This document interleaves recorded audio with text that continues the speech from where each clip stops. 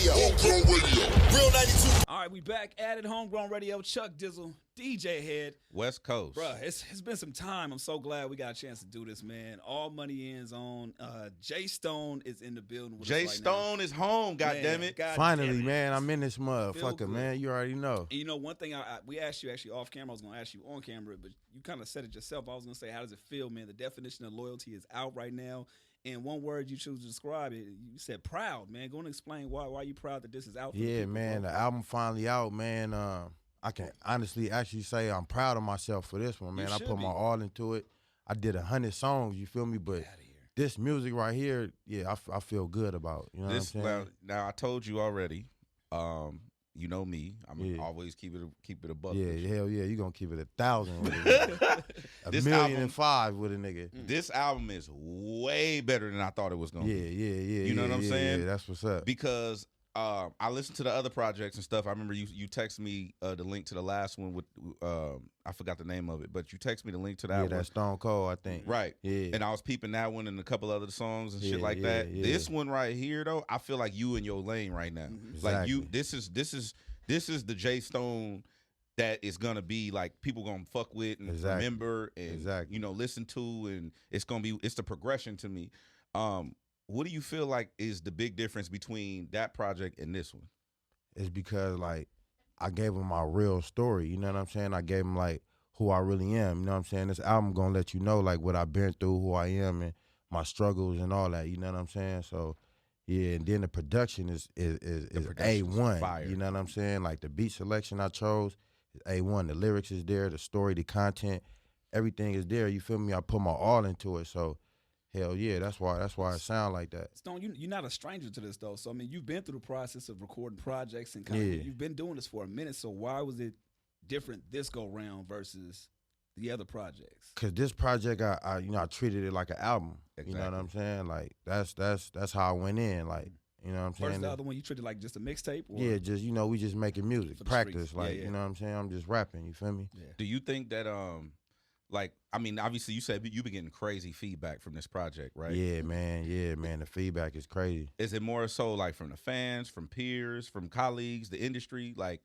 it's fans, friends, peers, colleagues. It's people that's playing football, NBA basketball players, NFL football players. Like they all like supporting this album. You know what I'm saying? People that I don't even know, like for real, supporting this album. So it's just like I'm overwhelmed by this shit. You feel me? That's why I pat myself on the back. Something I told you. I think we was on Instagram like 2 days ago. Yeah, it was like 2 days ago. Yeah. I tapped in on your live. Yeah, we was on the live together, and I was telling you, bro. Like, I mean, I know we gonna talk about the album and shit, but that or the album aside, like.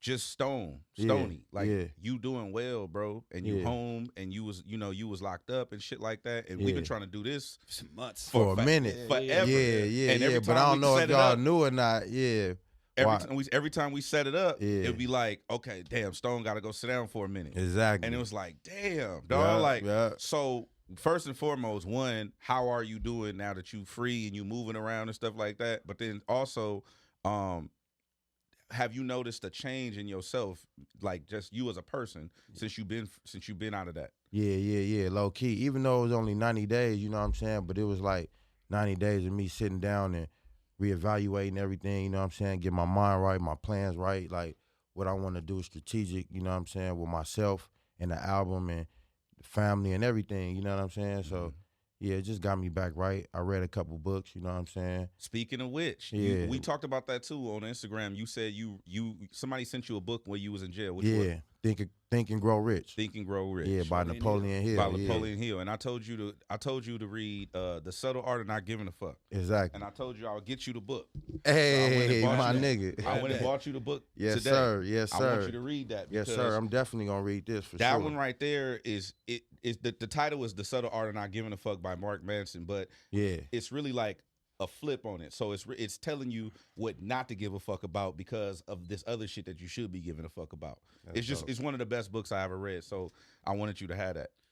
Are you a book? I appreciate it for real. Sure. Are you a reader or do you like audiobooks when it comes to consuming? Nah, content? I read, bro. I read. I'm just so used to knocking books down. You know what I'm saying? So Nip introduced you to the reading, or like you was already on it? Man, Jill introduced me to the reading, bro. Like sitting in them cells. I remember I was in Delano one time and somebody slid me a book. The first book I read all the way through, like in the same day, was the Superhead book. For real? Hell yeah, hell yeah, that Superhead. So you know book. some shit about some niggas. Yeah. Do I? So what was it, like the entertainment factor of it, or just it like was just like I couldn't put it down. It was just like too interesting. It was just story after story. Shit was just booming. I'm like, damn, I couldn't put it down. I slid it back to the nigga that gave it to me the same day. He was like, damn, that was fast. You like, So yeah. you read it in one day? One day, the same day. So when you was reading it, did you was like, oh, that's the homie? Like, I ain't know them then. You feel me? I mean, I know a couple of them niggas now. You feel me? But I ain't know them then. You feel me? That was years ago. That was like probably like 2011 when I read that book. Yeah. Do you feel like I remember you telling me you was reading while you was in jail, and that kind of kept your mind off of things, kept your mind fresh, kept your mind going. But then obviously you was writing music while you were in jail too. Is something the stuff that you was writing while you was in jail, did it end up on this project? Nah, none of it. Really? So you saving that? I mean, man, to keep it 100, I only wrote like 2 songs in there. Like, okay, you know what I'm saying? Because really, like the environment I was in, it was like the dorm, everybody moving around, and then I was constantly on the phone all day, so I wasn't really writing down nothing really though. I was really writing down ideas and plans and shit that I wanted to do, not as much as raps though. You feel me? Because I just go in the booth and just go, like right then and there, you feel me? Mm-hmm. Yeah. So for you, what was different this go around in terms of structuring? Like that time you had to sit down and really kind of map things out. And obviously now that the project is out, was it more or less, hey, let's get the project out, or was it things surrounding like the marketing campaign behind it, or like what was the main thing behind the concept of like them ideas that you were writing down? Yeah, it was marketing. You know what I'm saying? Definitely pulling up here, you know what I'm saying? That was definitely like on the bucket list, you know what I'm saying? That was at the top of the list. You know what I'm saying? Getting it right, you know what I'm saying? Getting the clearances and all that, you know, and yeah. Did you learn anything about yourself while doing this? This album? Yeah. Yeah, of course. Like, you know what I'm saying? Just facing my fears, bro, and just going after that shit, man, just going. Was there like a topic that was off limits before, where, because you said you giving more of yourself and you telling more of your story.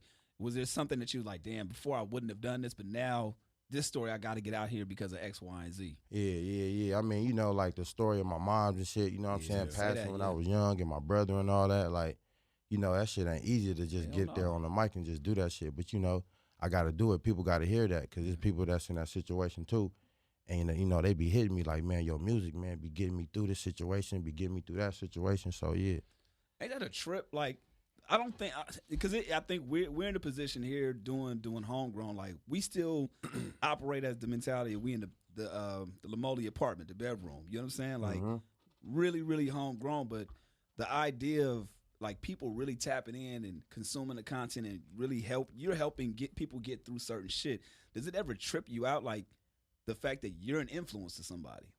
Hell yeah, that shit tripped me out, bro, because I didn't think, like, you know what I'm saying? You know, we from the streets, we from the hood, so I didn't think, like, my influence would have an impact on somebody else that's even going through college. Like, man, your music got me through college and shit like that, and I'd be like, whoa.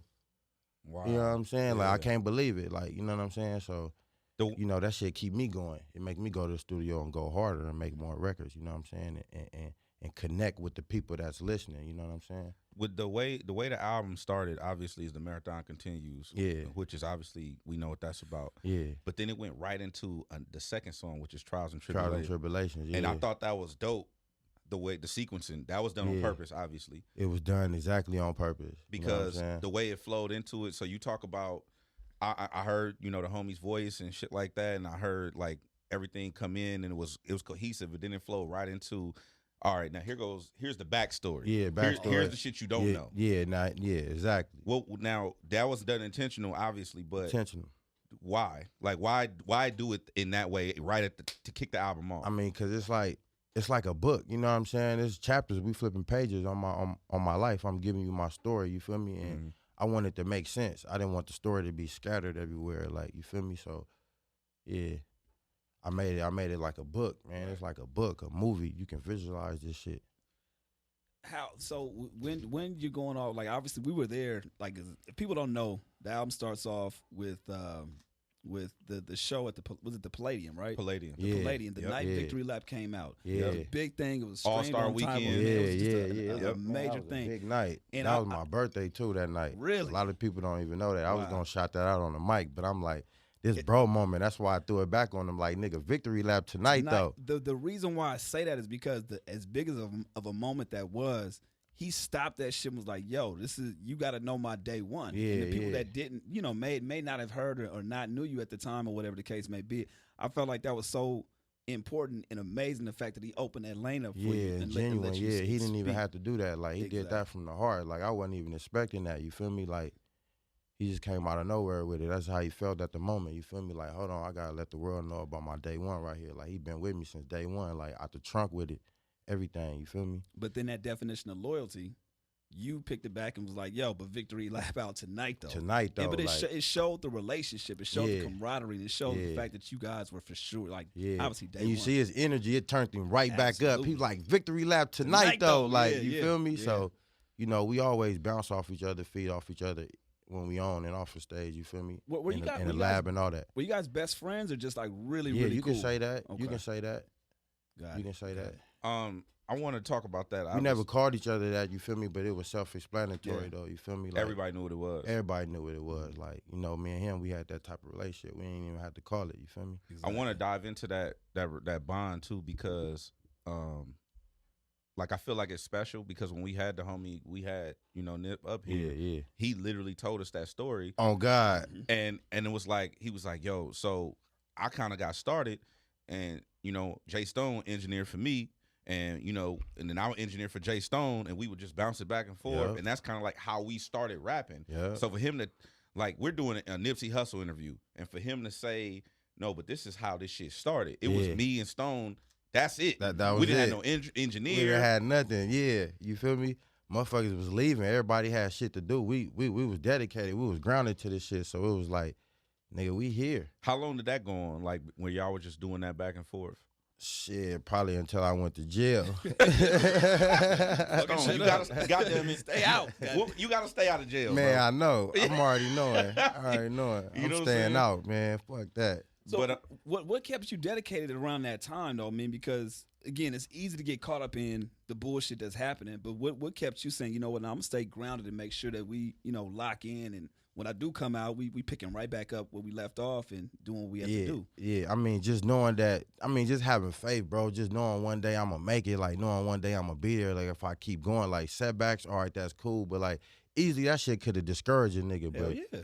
I didn't let it, bro. I still had dreams. I still like, man, this shit ain't over with. Like I'm going to still go, you feel me? So, and then I had talks with bro on the phone when I was in jail and shit. He'd be like, bro, I think he'd be mad, but he like, man, I ain't even tripping, bro. Like, shit happens. Like, come home and do your shit. You feel me? Yeah.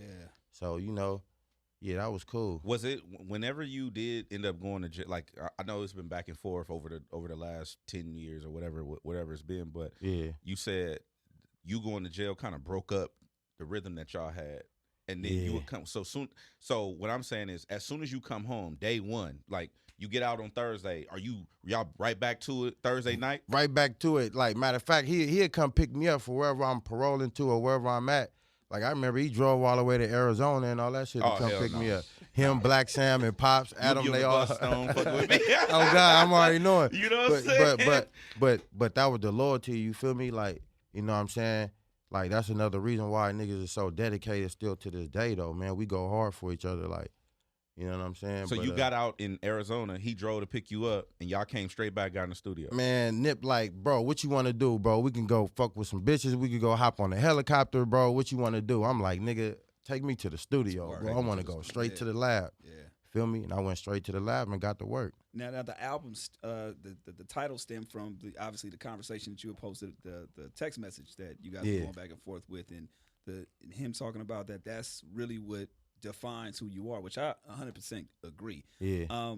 What were the names that you were thinking of prior to that? Because it seemed like at that moment you were like, oh shit, duh, like that makes sense. Yeah. I mean, that's crazy because I was stuck with a title and a name, bro. Like I wasn't even thinking of no name. You know what I'm saying? I was just making music, but I kind of knew like the story I wanted to give him and like what I wanted to sound like. You feel me? But like I sent him the songs and shit. Like he was riding to that shit for a minute. And I guess one morning he hit me, 9:30 in the morning. He like the definition of loyalty. I'm like, and then another text come in like, that's your album title. You feel me? That, you know what I'm saying? That's what you are, like the definition of loyalty. You feel me? And I'm like, what you said? I'm like, duh. You feel me? Of course. Like, of course. You feel me? Exactly. So, yeah, I ran with that and you know, geared up a little bit more and made it sound authentic, a little bit more authentic. So when you do that, when you obviously get the title and go back in, how many times did you have to kind of reconstruct the project from that moment on? Like, because at that point, I'm pretty sure you already knew, okay, I got a nice, cool batch of songs. Yeah. Kind of got a direction of where I want to go. Yeah, yeah. And now it's like, all right, do I take these songs out, or was it just moving around how certain songs hit? I mean, it was a couple songs that he even told me, like, you know what I'm saying, to strengthen up, like, we can take 2 off and add 2 more. Mm-hmm. You feel me? Like, I wish he was here to hear what that shit sound like now. You feel me? Like, but, like, yeah, I probably like 2 times, you know what I'm saying? I went and reconstruct the album. Mm-hmm. You know what I'm saying? Yeah. How open are you to just criticism and feedback in general when anybody gives you something like, now that you've poured your heart into this, at whatever phase in your career, right? You pour your heart into it and somebody says, nah, switch this up. Are you fighting for it, or are you saying, no, okay, I can hear that and keeping that same vein, the same direction? I mean, in the beginning, you couldn't tell me nothing. You know what I'm saying? like before I put it out, like, nah, like you can't tell me shit. Like, I already know, like, this the one, like, you know what I'm saying, sweat and tears. And then, you know, after I dropped it, it's probably like a couple of people was like, you could have went a little bit harder on this song right here, or not as much as going harder, but just like you was too like cool. You could have just like went in, you feel me? But like everything else, like everybody love it. Like I don't got no negative feedback though. It's all positive and everybody really rocking to this shit. I will say this, I mean, I always give you, not even just you, I mean, you, Nip, like even Pac, like y'all whole crew is very receptive to whatever criticism. Yeah. Like, cause I've you know me, I'm always vocal. Yeah, for sure. And I'll text you. Dealing with a nigga like you gotta be. You feel me? Nigga, you gonna tell it real. You gonna let a nigga know straight up. Right. You know what I'm saying? But I do know, like, I mean, me and Nip obviously had an uncomfortable conversation one time where I told him like this what he need to be doing better and this and that. And then I think I don't remember what project was. I remember you sent me a record, you sent me a song, and I didn't really like it. Yeah. And I told you that, but then like it's always been like you receive the information. Exactly. I just be like, all right, watch this next one though. Like, I got you. Like, all right, but cool. You feel me?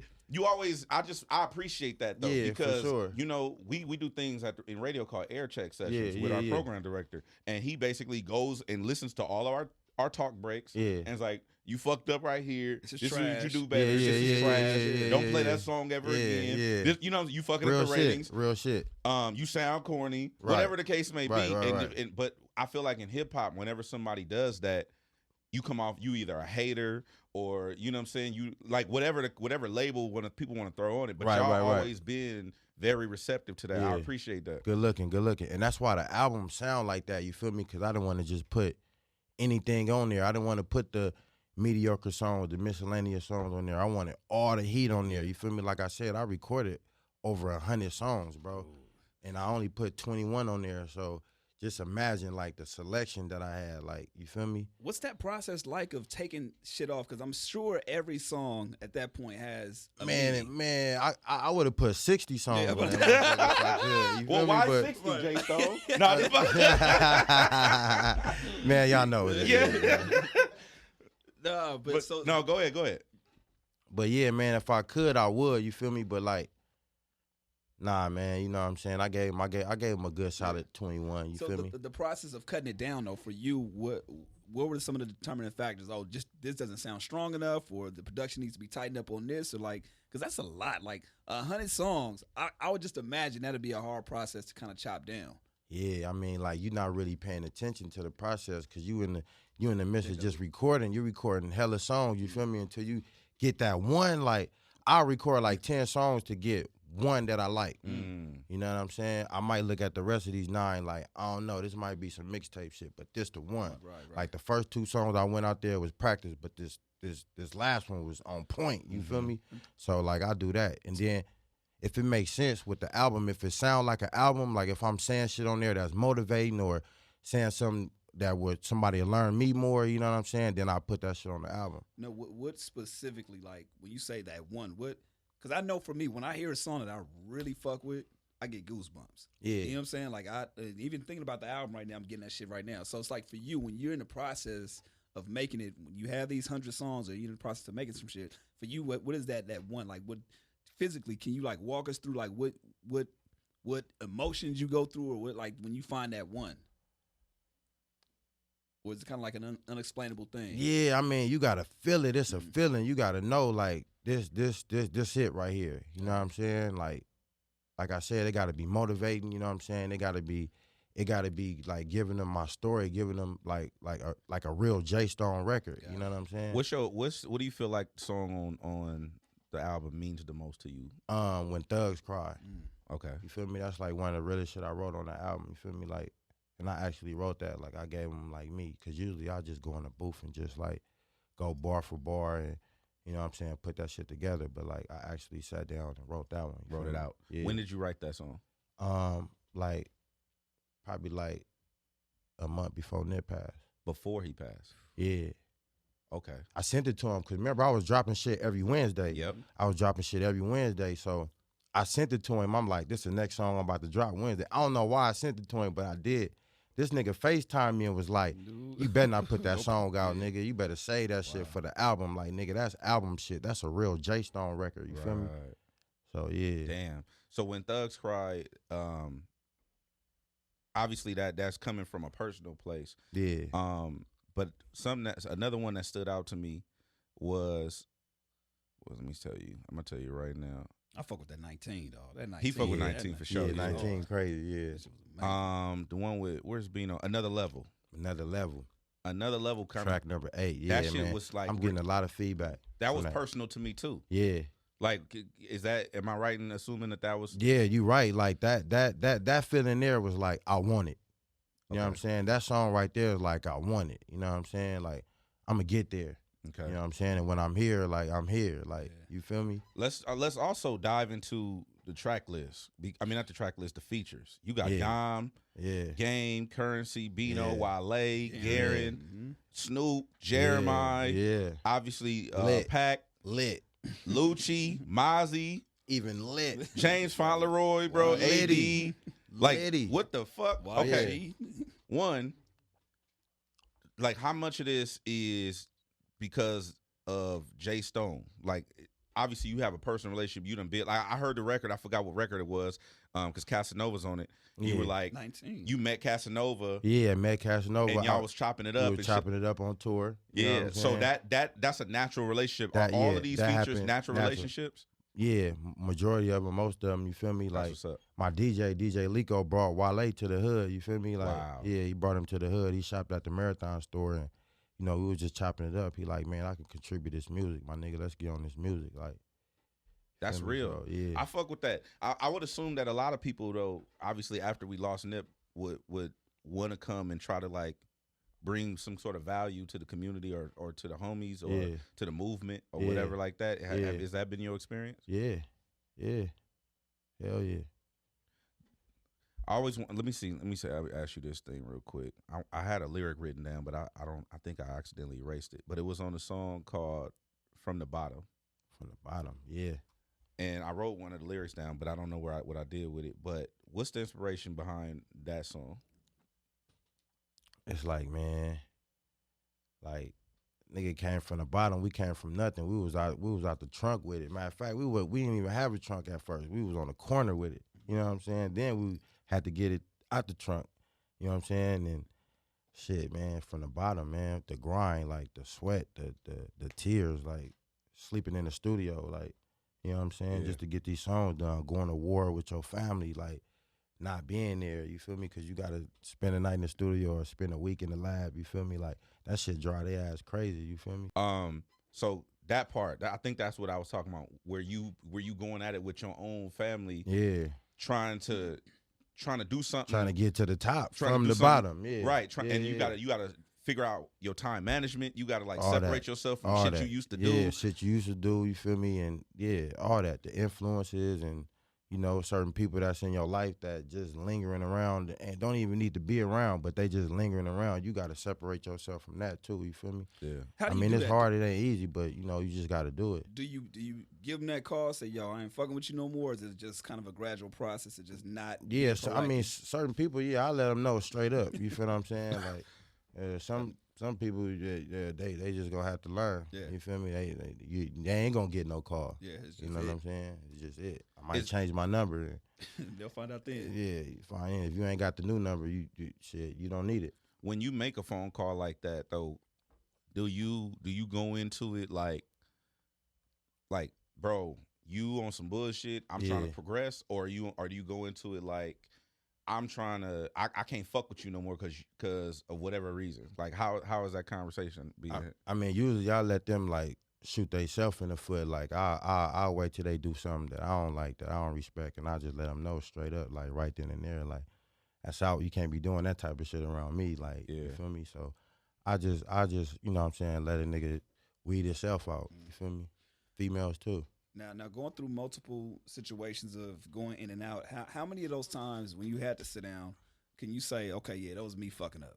You know what I'm saying? And how many times were you just charge to the game and just like, fuck, I just got caught up in the wrong situation? Now that's one thing about me. Like, when I fuck up, I can honestly admit, like, yeah, all right, for sure, that was me. That's all me. That was my bad, you feel me? But, like, that's just me. Yeah. Yeah. It's one of those qualities you have. You can just say, hey, fuck it. Yeah, I mean, shit, fuck it. Ain't gonna be no explanation. I ain't gonna make no excuse about it. Like, man, shit, fuck it. I respect that. You made a mistake or whatever it was. Like, hey, you know what? I forgot who I was talking to, but your reputation precedes you as far as you being like a stand-up person. Yeah. And then I got a dose of that.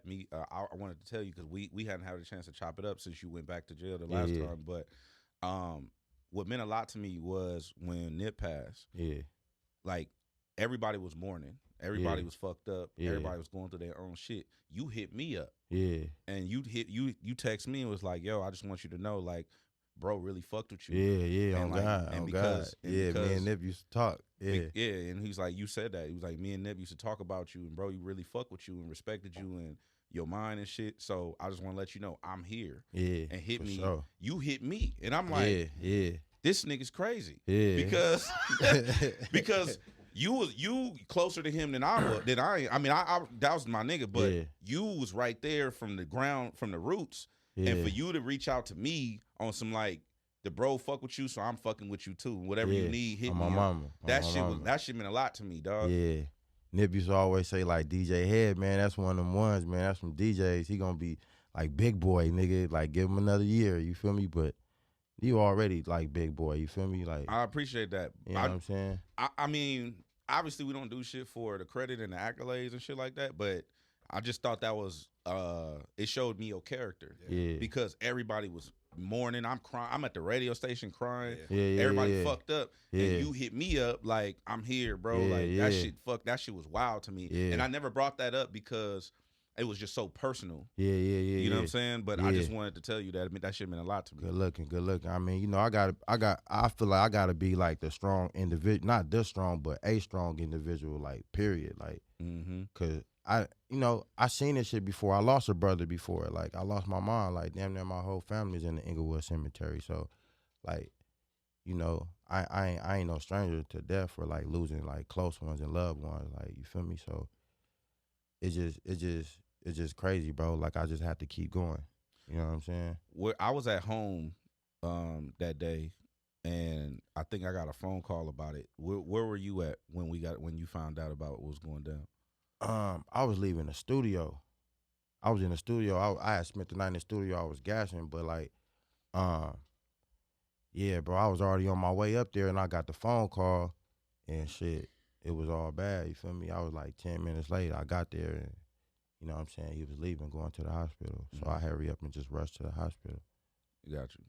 So how are you processing this shit? I've asked Pac, and I've asked, a couple other people in terms of like dealing with this shit, because I think people can learn from not only how you handle it, but just your character as well. Like, how do you get the motivation to like get back up and get in the studio and be in the same environment where obviously you and bro were super close to press record on that mic and continue to go and continue your legacy? You know what I'm saying? Because I know it's got to be a hard situation, bro. You know what I mean? But the fact that you picked up and you're resilient and holding on for other people, and you being a strong one for everybody else that's paying attention as well. Yeah, I mean, shit, man. Like my family, my friends, supporters, like you know what I'm saying, fans, like you know what I'm saying, like just they rooting for me. Everybody want me to go. They like, man, like it's your turn. Like you can't let this marathon die. Like it's on you now. You feel me? So I felt like the weight of the world was on my shoulder. Like I had to go. You feel me? I had to. That shit gave me strength though. Like everybody was building the nigga up. Like we got you. Whatever you need, Stone. Like come on, let's go. You know what I'm saying? So that's why that's another reason that kept me grounded and kept me going. You feel me? Even though it was getting harder and harder each day, but like I just had to push through that shit. One thing that made me, I think, and you could tell me how you felt. It made me feel good though. Was the funeral and the parade. That shit was a celebration. That shit was a movie, bro, because and we never had a chance to talk about this shit, but that when I'm cuz I came up here, I went to the services and I came straight here cuz I didn't know what else to do. Yeah. And I'm talking to Letty was texting me. She was like, no disrespect to whoever's talking right now, we want to hear from you. Yeah. So I came straight to the radio station and I got on the radio and I just was talking about talking to people about taking calls and talking to people about what was going on. And that to me though, I drove through a little bit of it, but then I'm watching it on TV and I'm seeing the streets just lined with people, like everybody. And we was talking to Pac and he was like, bro, it was crazy because we going through other niggas' hoods and like everybody just giving it up. Yeah. And y'all was going and that shit got to be crazy from your POV too, just because of what you've been through in the streets too, right? Yeah, man. I mean, like, it was a tough day. It was a rough day. You feel me? But like, he was laid rest, like, you know what I'm saying, the right way, like, you feel me? Like the right way, bro. So yeah, I was kind of cool with that. You feel me? Like. And just riding through LA, bro, and just seeing everybody like fucking with bro, like, you know what I'm saying? It was crazy, like the love like he got from everybody. Like we went through every hood, like the 20s, the Fruittown Brims, the Hoovers, the Inglewood families, like, you know what I'm saying? Like everybody was out there like showing love though, with their rags and all that. Like marathon continues, like. And then the other thing that I thought about because of where we come from is I'm thinking about the police in my mind. Right. But they let us get it off. They did. They weren't tripping about people. I thought they was gonna they was gonna shut it down after a while, but like you can't control it, like not today. Like but I just felt like they even respected it. They knew what was up. You feel me? They did. Like at the end of the day, you can't be you can't hate this right here. Like, you know what I'm saying? I felt like the city really rallied and got behind that. Yeah. And then when I start seeing the shit pop up all over the country, shout out to the homies in Dallas, shout out to Dave to East, New York, Dave East, man, like everybody was hitting me with the tributes and everything, man. Like Trey the Truth, did one, Dave East did one, like. It was major, man, just to see all the love everywhere, not just here in LA, because you would think your own city would do it, or just your own neighborhood, not your own city, but just your community, your neighborhood, but like the whole city and then the whole world, like fucking amazing. Do it trip you out though? Like, because obviously you've been moving around and stuff like that. I don't know if you had a chance to get out of state or whatever, but do it trip you out seeing the murals and shit of him like all over the country, all over the world? Like, man, it's crazy. They be sending me pictures of it, videos of it. I ain't really went nowhere and traveled nowhere. I only went to Denver to go get a bag and come right back. But I ain't been nowhere. Mm-hmm. I ain't been nowhere yet. But they send it to you. They send it to me. This shit just be amazing. Like, damn.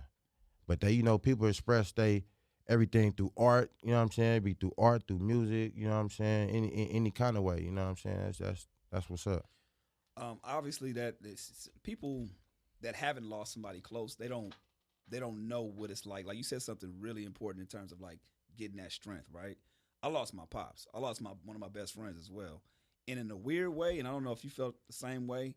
I lost my best friend first, but I felt like his death helped me prepare for losing my father. Yeah. Which is weird to say, but it's like it was one of those things where it was like, damn, you took it hard because you took it hard. I took it hard, You right? took it hard. You know what I'm saying? But the same thing, like at my pop's funeral, I was, yo, you good? Yo, you good? Like everybody expected me to be like, oh man, he ain't gonna be able to talk to nobody. Yeah. But it's like you said, it's something that comes over you. It's like that strength where you just kind of like take it on your back and it's like, nah, fuck it, we got to keep this shit going. Yeah, because you went through that already. It's experience. Like you like it hit you hard. So it's like another one, it's gonna hit you hard too. But it's like this one, you just gonna be like, this is life now. I just gotta deal with it. I gotta deal with it. I gotta just push through. You feel me? Just like you said, that first one was like, Then the second one is like, come on, let's go. Right. You know what I'm saying? And it's that because even around that time, it was like everybody was searching for answers. Everybody has their own individual shit. But just from talking to you, I feel like you now opening up about your situation with your moms and your brother in a weird way. I feel like that really helped you hold on and like deal with this situation. You know what I'm saying? Yeah, for sure. It was almost like, you know what I'm saying, losing my brother all over again. Like I felt that shit all over again, but like I knew how I dealt with it then. And then and you know what I'm saying, I seen Nip how he dealt with fast dying. You feel what I'm saying? Like so, at the peak of everything, you feel me? The album coming out, all this shit, you feel me? So I seen how he dealt with that too, you feel me? And kept going. So, I kind of used some of that too, like to keep on going. I remember it was about 3 years ago. I went to Compton, and I'm in Compton because when Kendrick got the key to the city. Yeah. And so I'm out there and I'm hanging out. Like them is our day one. We all came up together, obviously. But I'm there and it's me and Top and Dot. And we sitting, I'm literally sitting on Asia Brown's desk. I'm sitting on her desk and holding the homie's key to the city. And I'm like, Dot, this shit is crazy. Yeah. He looked me dead in my eye and said, bro, this shit is crazy. You know what I'm saying? Yeah. And so fast forward, seeing, what y'all built, and then Nip telling me the story about how y'all didn't have no engineer. Y'all didn't really have no beats. Nah. Y'all just doing everything on your own. Fast forward to him getting a Grammy nomination. Yeah. What did that mean to you as far as where y'all come from? That was major. Like I was happy for bro. Like I was like I won the Grammy. You feel what I'm saying? Like, cause you know what I'm saying? We did this shit. We came in this game from the bottom, like recording each other. It was just me and him. Like you said, like it was just me and him, bro. For him to get up there and win that Grammy after putting that album out, like, you know what I'm saying? This is his first album, Grammy nominated. Like, come on. You feel me? This next one gonna be even greater. Yeah. You feel me? The next what? Next album. Oh, okay. Yeah. So there's another album coming. No. I'm talking about then. You know what I'm saying? Okay, gotcha. Yeah. Also, where's Jay Stone? What's one of them goals? Like some people they want to win a Grammy. Some people they want to get a major record label deal. Some people like what's Jay Stone's goal? My goal was to just sell out the Observatory. You feel what I'm saying? And OC, like I want to step out there and that whole motherfucker filled with just my fans. You know what I'm saying? That's a goal that I set. Once I accomplish that, we could go to the next one. This was one of my goals right here to get up here too. You feel me? Like I said, it was on the bucket list. You feel me? So that means a lot, bro. You know, for real. It really do. So the definition of loyalty, obviously, out right now. What's next? I mean, what's one thing that you want to do? We always ask the question of, from a year from today, Jay Stone got to do what? You know what I'm saying? Within that time. We gonna say you selling out the Observatory. That's gonna happen, right? Yeah. So after that, like, what's the next thing that you want to do? You got to make sure the year can't end without. Man, Jay Stone got to win a Grammy. There it is. Jay Stone got to win a Grammy. Jay Stone got to win a Grammy, man. You care about that? Like accolades in that sense? Like in terms of like awards? And... I did, and then I didn't, but I do now. You feel me? I feel like I'm here now. You feel me? So now I gotta go all the way. Like I put myself out there, so now I gotta go all the way. As you should. Hell yeah, I won a Grammy. I don't see that far fetched from you. If you rapping and like doing this, music like this, yeah, exactly. Yes, exactly. I can see that for sure because this is good. This is a great album. Bro. Thank you.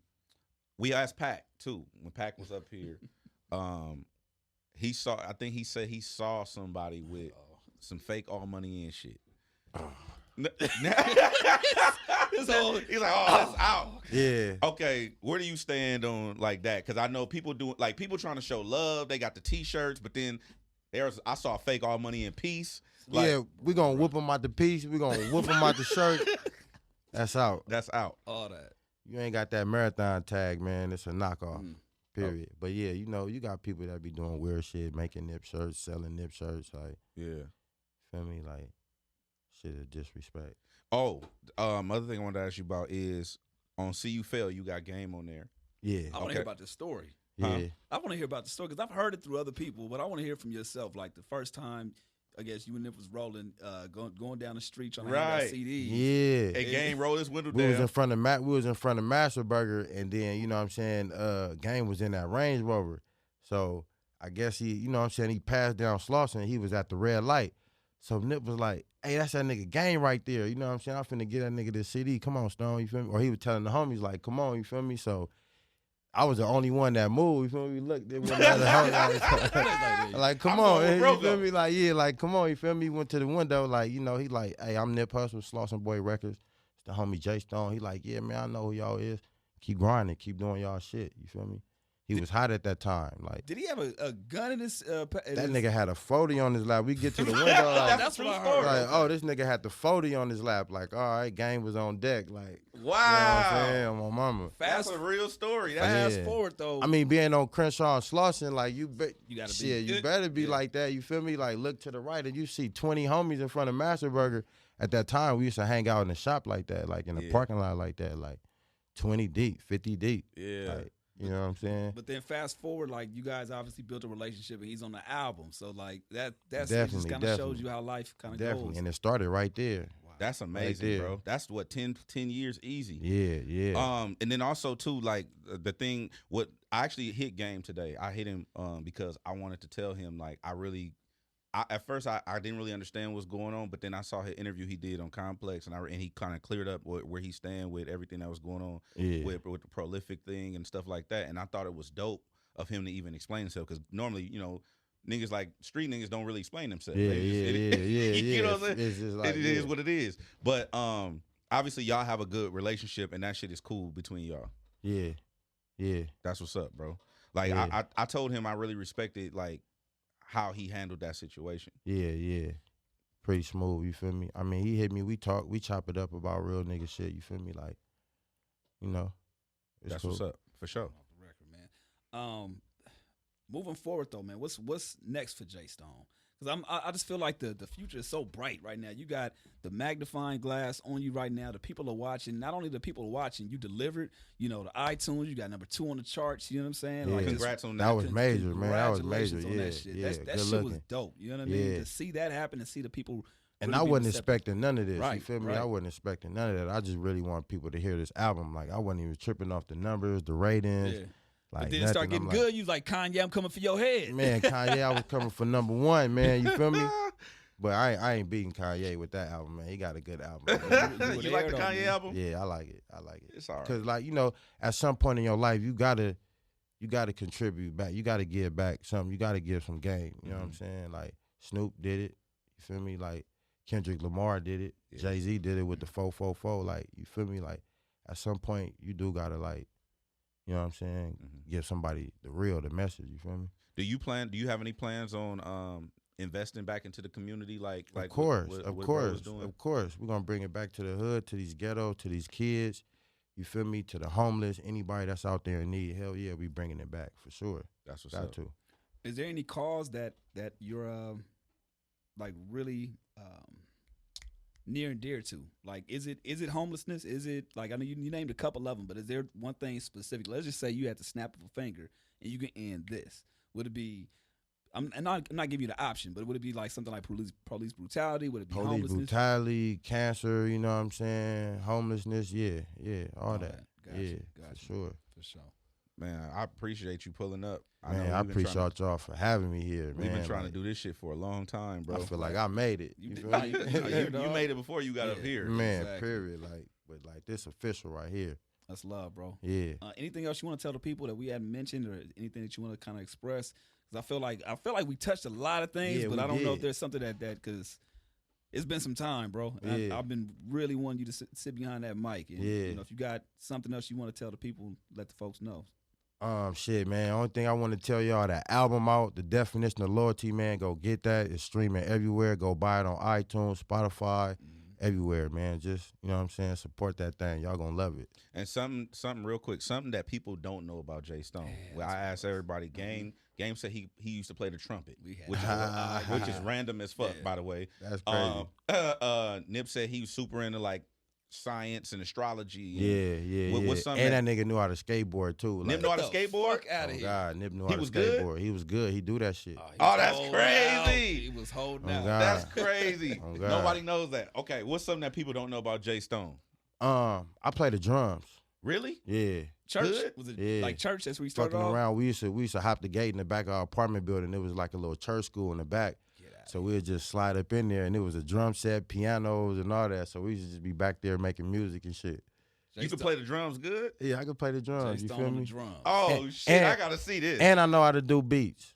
You Get feel out me? of here, dog. And I know how to engineer fucking with Nip. Yeah. I'm You feel me? all of it, man. All of it. Oh, All me. money in his own, man. Jay Stone, The Definition of Loyalty. Grab that right now. Man, it's Homegrown Radio. Chuck Dizzle, DJ Head. West Coast. Catch y'all West next time. Coast. Yes, yes.